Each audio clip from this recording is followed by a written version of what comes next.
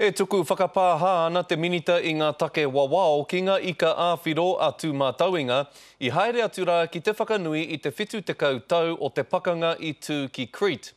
Nā ngā ika āwhiro anō tā rātou haerenga i utu, engari nā te hunga utu tāke tā te minita.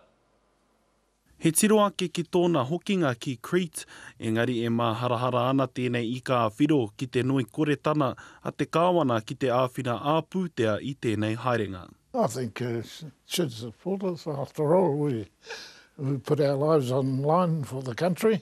Kua tuku whakapāha te minita take ārai huariri kina ika āwhiro pēnei ki a Arthur Midwood o tā rātou kore mana ki a rātou i te haerenga ki Crete.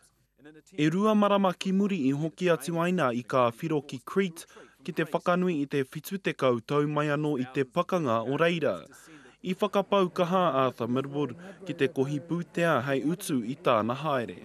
Maori people, they all dubbed in and different hapus and that dubbed into hapata. He rua mano tāra no iho te koha āwhina te kāwanatana ki a Arthur.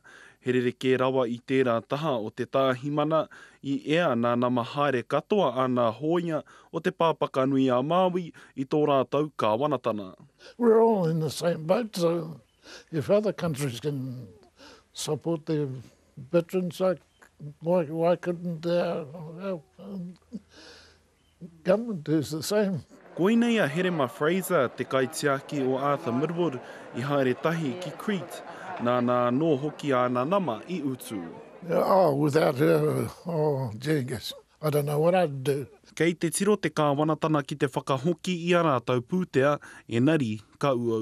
It'd be very nice if they do refund it. Hei tā rātou, ka rereke hei nā rā kei tua, kei te tiro rātou ki te utu i nā haerenga ana i ka whiro me tētahi kaitau toko hoki. Rā paira tāwhai, te karere.